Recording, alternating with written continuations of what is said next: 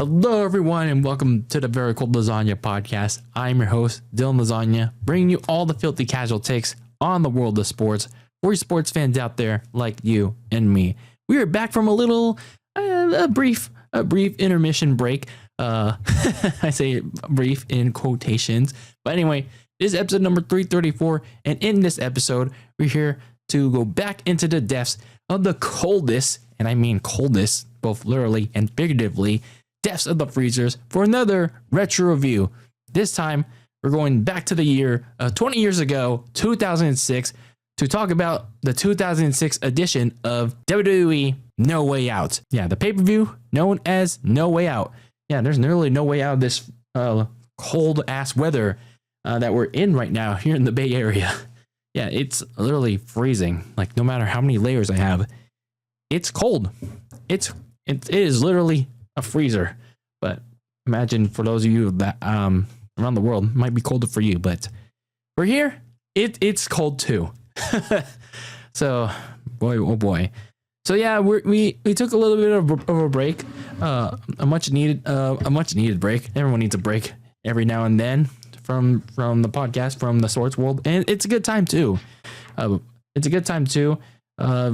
the NFL offseason officially underway and not a whole lot going on. So why not jump back into the well and talk about some wrestling, some good old classic wrestling, especially given now that modern wrestling's not doing it for us. So that's what we're here to do. Talk about No Way Out, the last stop before WrestleMania 22, and with this Smackdown exclusive pay-per-view. So let's get started, shall we? No Way Out 2006, the last stop before the road to WrestleMania 22. And this edition, what is this? The 8th annual edition of No Way Out. It took place at the First Mariner Arena, which was called at the time, which is now known as the CFG Bank Arena. So many sponsorship names at the whether back then or now. That's just the name of the game. But anyway, this took place in Baltimore, Maryland on February 19th, 2006, 20 years ago. It once again, like I said, how many times now? It served as the final pay-per-view before WrestleMania 22. As like the previous two editions, we did retro reviews on 2004, 2005. This served as a Smackdown exclusive pay-per-view. So this was during the time when they had the original brand split between Raw and SmackDown. So you had a Raw exclusive pay-per-view. You had a SmackDown exclusive pay-per-view with Raw only superstars, SmackDown only superstars. That was still a thing in 2006. So at least 2 more years of that. Or no, not at least a year and a half of that. Correct me.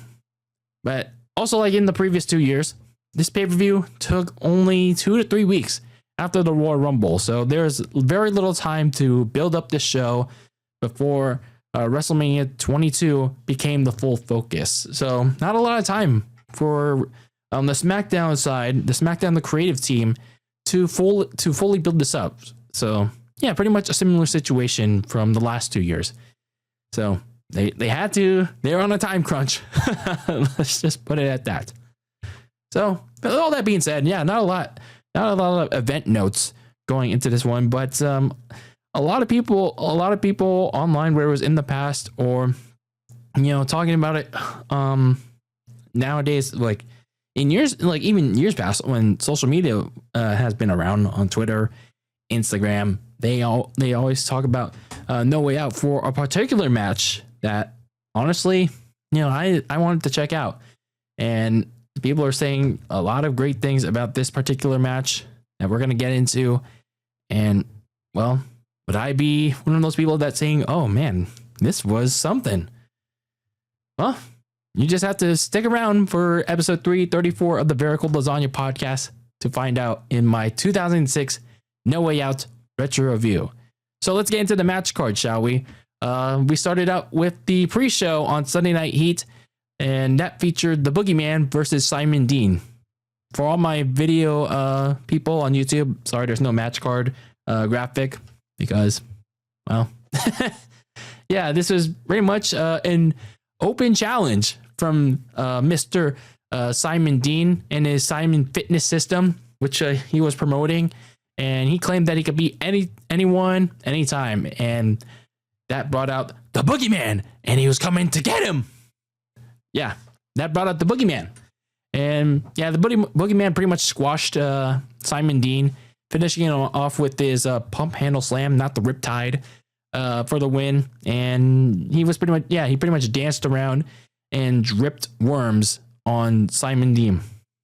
Yeah, that was pretty much your pre-show match.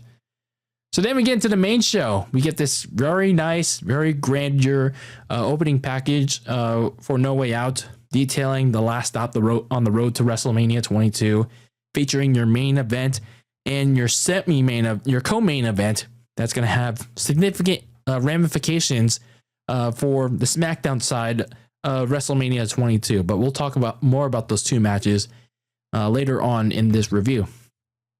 So we got to first talk about the undercard, the bottom of the barrel matches. And that starts with the WWE Cruiserweight Championship Open to kick off the show.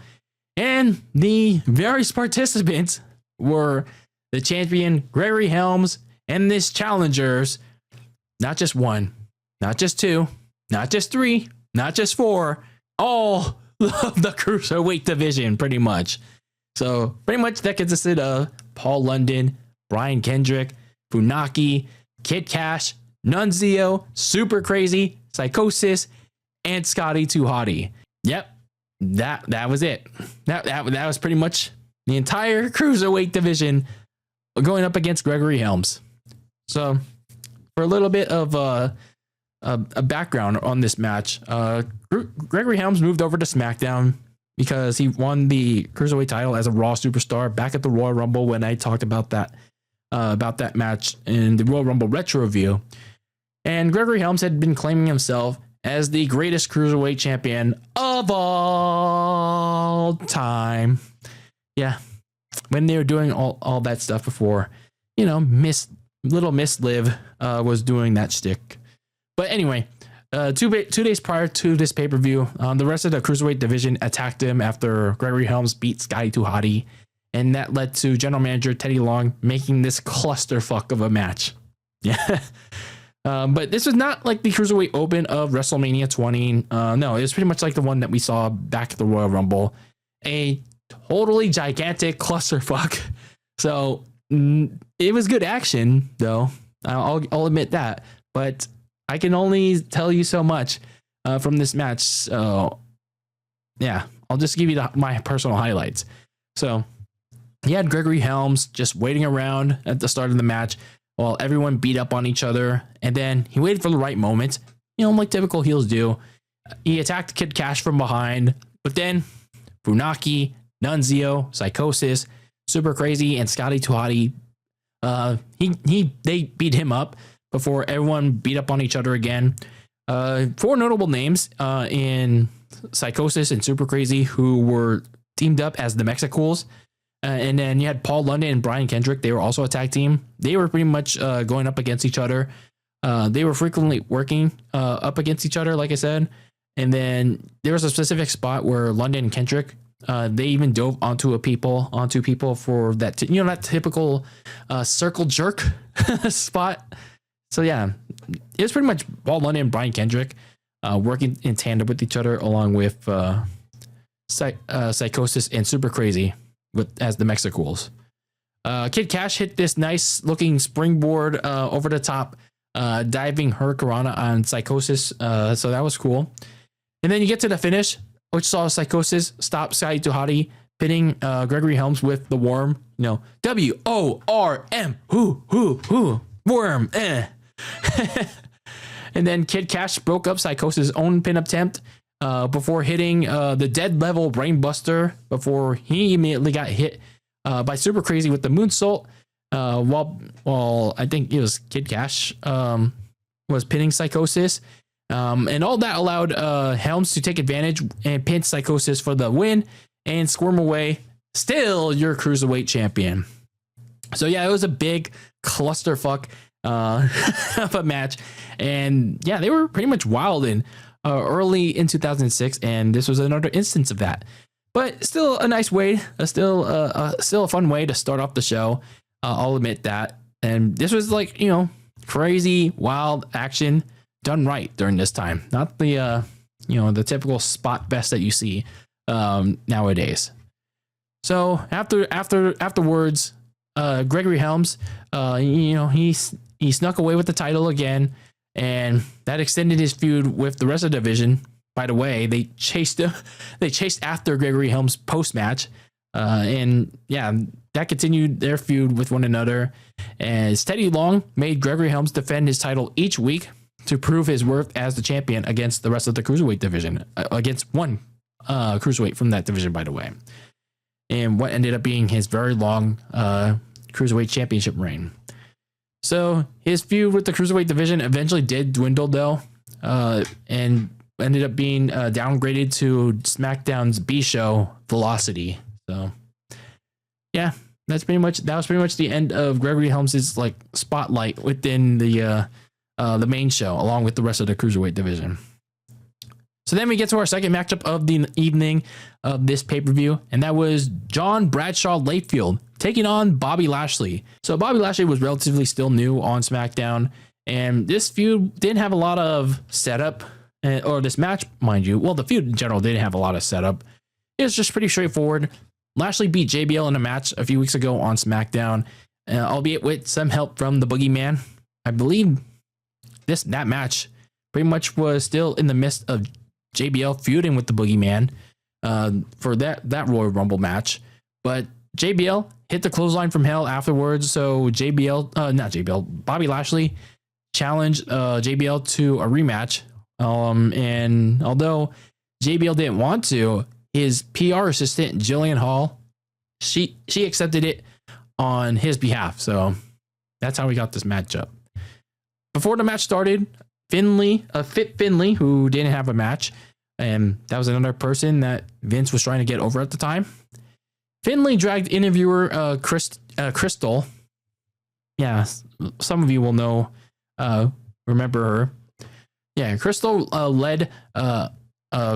she got dragged to the ring by Finley to pick a fight because, well, he didn't have one on the show. And that led to Lashley running out to attack Finley before JBL eventually came out in his limo, still having his grand entrance. And Lashley and Finley were still fighting before Finley got ejected. Both men were trading the momentum for a good amount of time. And when JBL was going to go for a top rope move, Lashley caught him midair. He had countered it with a very nice looking power slam. And he managed to get a comeback rally. JBL was kind of dominating in a good part of this match before that. And then somewhere along the way, JBL had his left to right eye gashed. He was bleeding, but while he couldn't get his finisher, the Dominator, in, Bobby Lashley still hit a T-bone suplex for a near fall. And as Lashley was looking to finish off JBL, Finley came back and he threw ring announcer Tony Chimmel to distract the referee, and he hit Lashley with his signature shillelagh, that Irish stick, to allow JBL to win the match with the clothesline from hell, while also ending Lashley's undefeated streak at the time. Someone will probably tell me in the comments below how many wins Bobby Lashley had before that streak ended in 2006. So this was a pretty physical matchup, although I was not really all into it, despite Lashley's physical strengths trying to lift up JBL and JBL being an asshole heel that he was. But I wasn't really all into this match. So yeah, afterwards, Lashley and Finley went on to feud on and off for the next few months, which included Finley beating Lashley in a Money in the Bank qualifying lumberjack match, although Lashley still made it into the Money in the Bank match at WrestleMania. And Finley also cost Lashley the King of the Ring finals at the Judgment Day pay-per-view, not the stable. Ended up being still alive here in 2026, but that's another time for another day. But anyway, Finley cost Lashley the King of the Ring finals at the Judgment Day pay-per-view after being beaten by him in the previous semifinal round. Meanwhile, JBL moved on to bigger and better things for his WrestleMania feud for a certain title we'll talk about later. So then we get a surprise segment and a surprise guest, and Tony Chimmel announced that surprise special guest to be none other than the Animal, the former World Heavyweight Champion, Batista. Batista came out to a loud Baltimore, Maryland ovation. The fans were very excited to see him, and Batista was also excited to see them as well. And he just basically came out there to say that he was excited to see them again. He came to watch the main event, and he made one last statement. He was gonna come back and retake the World Heavyweight Championship, regardless of who was gonna win a certain match at the end of the night, and once he was fully healthy. So that's pretty much that. But yeah, for those fans at the time, it was a sight to see. Nice for the fans to see Batista again. And yeah, it was just an unfortunate timing that Batista got hurt when he did. You know, WrestleMania season starting, and that, oh man, it was just a bummer. So then we get into our next matchup. We had Matt Hardy and his partner of choosing taking on the WWE Tag Team Champions Joey Mercury and Johnny Nitro, MNM. This was not a title match. This was a non-title open challenge laid out from Johnny Nitro and Johnny Mercury's manager, Melina. She offered Matt Hardy their services. Matt Hardy refused. And so she challenged Matt Hardy and a partner of his choosing to this open challenge matchup. That was pretty much your setup right there. So here we go. The time was now for Matt Hardy to reveal his partner. And his partner was none other than Tatanka. People, casual fans will remember Tatanka. Will they? Won't they? I don't know. Tatanka, who made his return, a surprise return at the Royal Rumble a few weeks ago, and well, a couple of episodes ago when we talked about the Royal Rumble 2006. Yeah, he made another return here, but he didn't get much of a pop. But he still had a few springs in his steps. They were getting into him as the match worked along. As the match itself, it was a pretty standard tag team match. It had a lot of screaming though, from Matt Hardy, Tatanka, and especially Melina with that freaking scream. You know, remember Melina signature scream? Like, oh Lord, especially very early on in her career, that primal scream, it was like very loud decibel levels. Some of you thought it was annoying. Others may have found it like as a, like, you know, a quirk. I don't know. You tell me which one it was. Anyway, there wasn't much else. The match did pick up once Matt Hardy got the hot tag, and he and Tatanka got the win with the Twist of Fate and a Samoan drop. Tatanka pinned, was it Joey Mercury or Johnny Nitro? I'm not sure, but they got the double dip finishers on Eminem for the win. So yeah, this match was meh. I mean, I wasn't really into this. Like, yeah, I didn't like this match, but I mean, the finish was, I did like the finish though. It got the crowd amped up. I like the stuff proceeding, going into the finish. So that's at least something.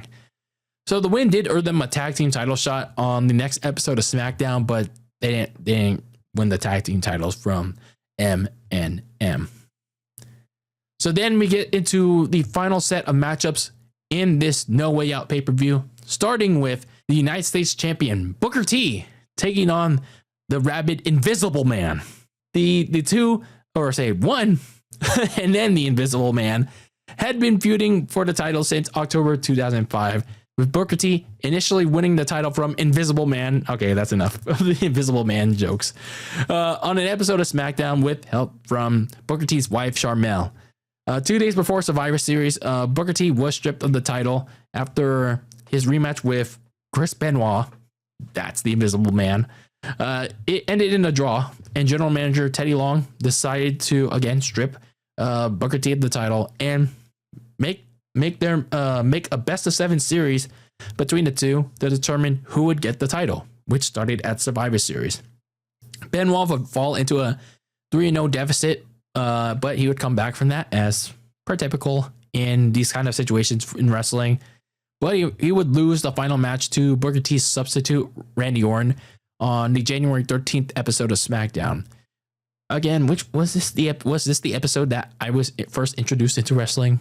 I don't know, but I don't know if I'll ever find out what January 2006 episode of Smackdown I was first introduced into wrestling, but I don't know. I'll find it someday. But anyways, tangent aside, Randy Orton would help Booker T win the United States Championship. Booker T during that period, why he had a substitute? Well, he was injured. He was injured. I believe it was a groin injury that he was dealing with. But a month later, Benoit won a fatal 4-way match over JBL, Orlando Jordan, and Matt Hardy to get this rematch with Booker at this pay-per-view. And Teddy Long told Booker T he would have to wrestle. He would have to wrestle Benoit or forfeit his U.S. title. And, well, before the match, Booker T, he once again tried to get out of this title match, even going as far to try to forfeit the title to Teddy Long and Benoit. So just when it looked like Booker T was going to walk away all sad and dopey, Benoit was calling Booker a coward along with the Baltimore fans. And yeah, it seemed like it was going to be all over and done there. All done there. But no, it turned out to be a trap. Sharmell and Booker T set it up. Booker T attacked Benoit from behind, and the match began. But that wasn't enough for Benoit to dominate the half of this match until Booker T faked his groin injury again and tripped Benoit into the steel steps and take control, slow down the match. Benoit later got back into this match, and he and Booker T went back and forth throughout the rest of this match that I thought really picked up from there. I thought from that point onwards, that's where I started to really like. I say not necessarily really. That's where I start to like this match. That's where I start to say, this is starting to get pretty good here. Starting to get pretty good. You had some spots like Benoit hitting a not necessarily a clean superplex, but it was clean enough to get close to 2 count, and then Booker T, he completely missed a front flip leg drop, and Booker T, he failed to get a 3 count on the scissors kick finisher, even with the distraction from his wife Sharmell. So we get to the finish, the photo finish, which saw Booker T reverse Benoit's sharpshooter attempt, but he reversed it and threw Benoit like with his legs, and he inadvertently sent Benoit into the ropes that ricocheted Sharmell off the apron. It was kind of a half-assed, effort from Sharmell, though. But anyway, Benoit then was able to lock in the sharpshooter on Booker, and he smoothly transitioned when he noticed that Booker was trying to escape it. He smoothly transitioned into his crippler crossface to make Booker T tap out and finally get back the United States Championship. So yeah, I'd say this was a pretty decent. They had a pretty decent start with the storytelling of Booker T trying to get out of this match, and Benoit finally got his hands on him, and then it finished off strong. I like the second half of this match. Like neither guy had a definitive edge on each other. Booker T got the scissor kick. Benoit had got in a couple German suplexes, and then in the end, Benoit winning it the way he did with the sharpshooter and then the crippler crossface. I thought it was a nice way to finish it off. So a great way to cap off what was a pretty long rivalry. I mentioned October. October was when they 2005 when they started feuding with one another. So yeah, this is a pretty nice way to finish off their rivalry going into WrestleMania season. Speaking of which, Benoit would go on to WrestleMania to feud with JBL for the title, while Booker T and Sharmell, well, not so great for them. They would embark on this very strange road to the show with the Boogeyman. Let's just put it at that. So afterwards, Benoit was congratulated by the SmackDown babyfaces, including Chavo and Vicky Guerrero, because, well, Benoit was proud of winning the title. He did it for Eddie, and he went to Rey Mysterio, gave him a good luck hug for the next match that we're going to talk about. Rey Mysterio versus Randy Orton for Rey Mysterio's Royal Rumble title shot. Rey Mysterio eliminated Randy Orton to win the 2006 Royal Rumble match and earned a World Championship shot at WrestleMania, which he used for the World Heavyweight title on SmackDown. However, Randy Orton was not willing to let it go. Not willing to let go that Rey Mysterio eliminated him from the Royal Rumble, and Orton goaded Mysterio to put his title shot on the line by controversially shitting on the late Eddie Guerrero. And oh man, whether it was back then in 2006 when it happened, several years later, 20 years later, this, like, all the stuff that Randy Orton said at the time, it was a hot topic. It was a very hot topic of what he said. Like, who could forget the very infamous Eddie ain't in heaven, Eddie's down there in hell. That line that pissed off Ray and so many other fans. And then you get all these stories about how Randy didn't want to say that line, even though that what did he have express, like, permission from Chavo and Vicky that like I don't know, like, some stories like that. I don't know, a lot of conflicting stories there. Someone might like catch me up on that. But anyway, going back to the topic at hand, angered by Randy Orton's continued verbal attacks and getting pinned by him in tag action on that same night that happened, Ray accepted his challenge. This short buildup continued to see Orton shit talk Eddie's name by riding in his lowrider, and claimed that Ray would never main event a WrestleMania or become world champion. So this match was one of the second of two high stake matches, but the first of two that have serious ramifications going into WrestleMania 22. So when it came to this match, Randy Orton was dominating a lot of this match, toying with Rey Mysterio and targeting his shoulder. And you had Michael Cole, Taz, and the Baltimore crowd trying to rally Ray on. Now, like, even though Taz was, like, you know, saying stuff like, "Oh, Randy Orton's smart for like doing this certain things on Ray." You know, he's still trying to, like, keep it an even field. You know, trying to rally Ray on, even though Randy Orton was an absolute asshole in kayfabe, obviously. So Ray eventually managed to put it together with a much needed rally, starting with an electric chair reversal from the top rope, turning that into a sunset flip powerbomb. And he had this, like, rolling neck snap for near falls. Orton managed to stop his hot momentum by catching Ray midair with a drop kick before trying to go for the RKO. Ray reversed it into a pop-up drop kick, and he went for the 619. But then you get the photo finish.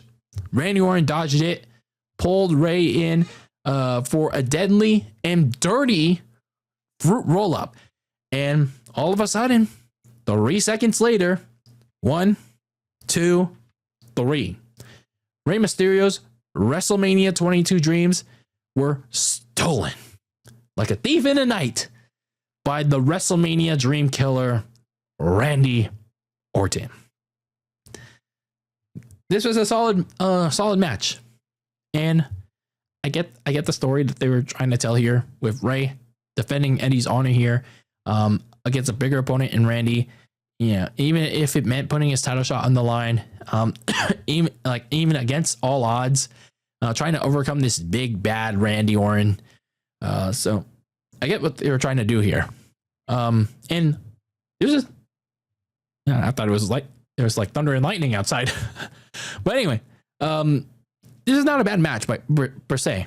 This was the bridge match. I know what I mean by bridge matches is like the in between to what we would eventually get at WrestleMania that year. And I'd say even though it did its job to sell the shock of everyone and Rey Mysterio, I mean, it did what it needed to do. But the one thing, when I watched this, for, I think this is just the second time that I watched this match. When I looked back on this, watching this for this specific episode, when I saw this, when I saw watching this, and then we get to the end, I felt like, what's that term? The first time I watched it, I was like, damn, this happened. Like I was stunned. But then the second time, like when I was watching this for this retro review, I was like, okay, why did they book it like that? Like why did they book why did they book it like that? And what do I mean by that? Yes, Randy Orton cheated to win this match, because that's what Randy Orton was doing back in the day. Cheating to win by any means necessary. I mean, that's what all heels do. He held the rope as leverage, but then the referee, why was the referee counting the pin in an unusual position? Michael Cole was saying, the referee's in perfect position to count the pin. No, the fuck he wasn't. Like he was like in an opposite direction, looking away from, he was counting it away from away from Rey Mysterio. He was like counting in the, like looking at Michael Cole.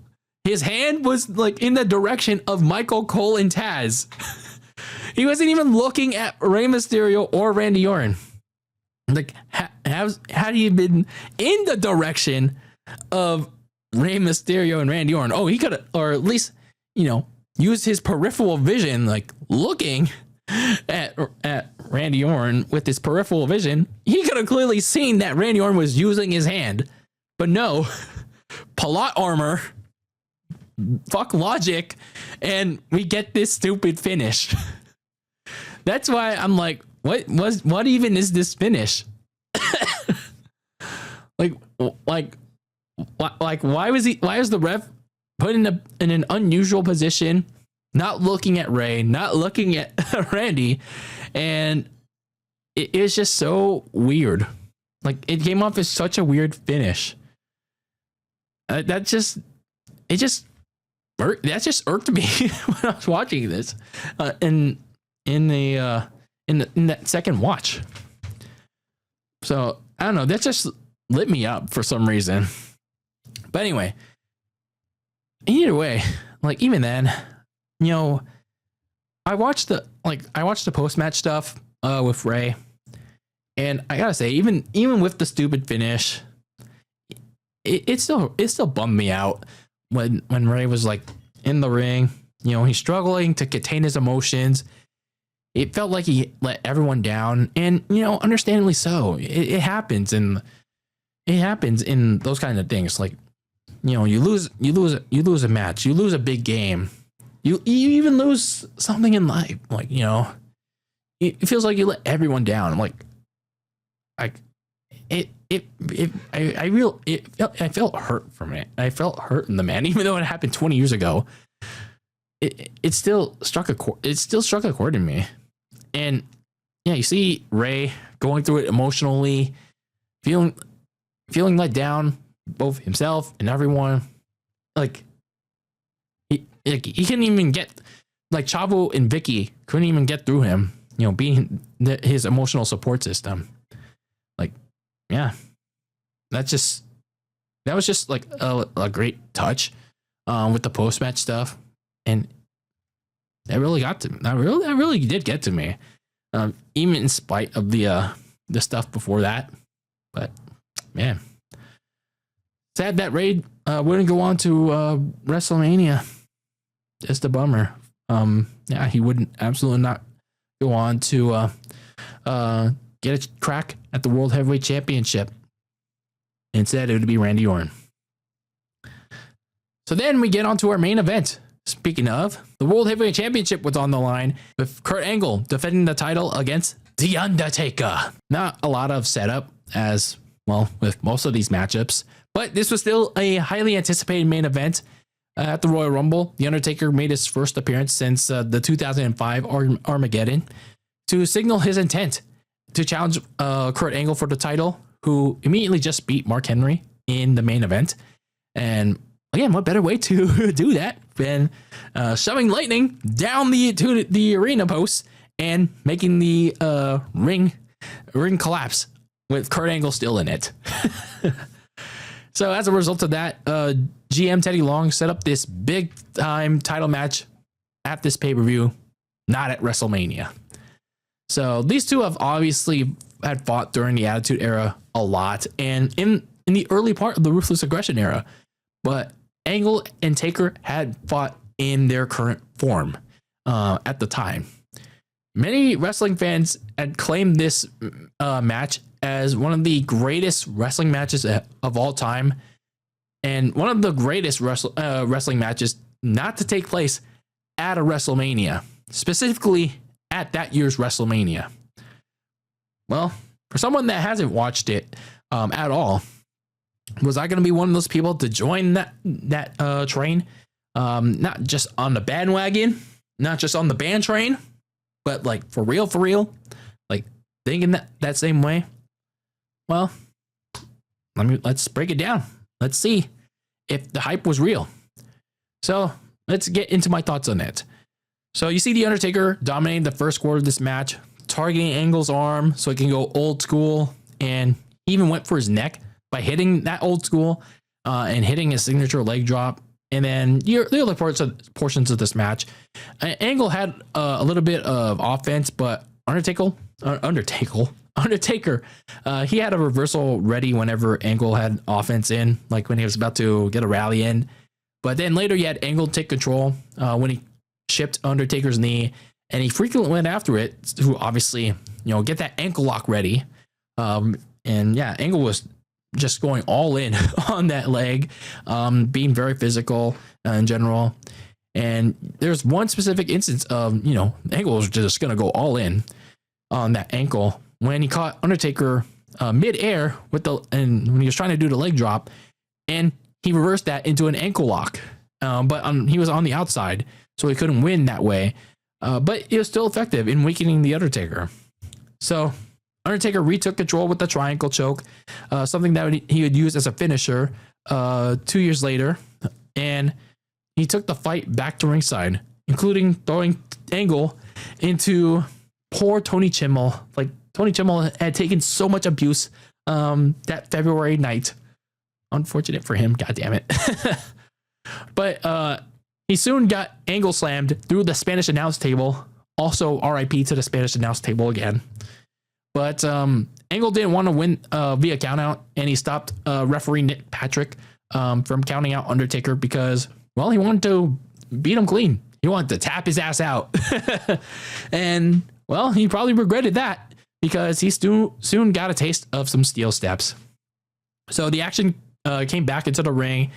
Angle and Undertaker, they were getting very physical from there.